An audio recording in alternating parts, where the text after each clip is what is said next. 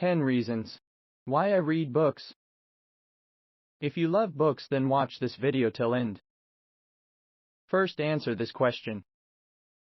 Why do you read book? Let me know in comments section. 1. I read to become a better version of myself by learning from others. 2. I have limited experience, but reading gives me a bank of experiences that I can learn from.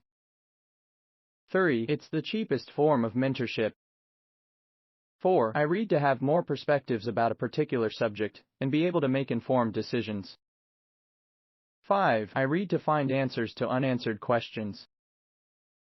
6. I read because books keep me company.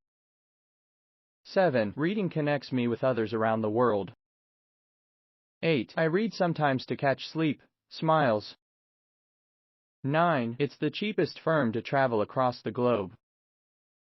10. I read to learn from wealthy people who are in my present situation, condition but never gave up and thereby motivate myself.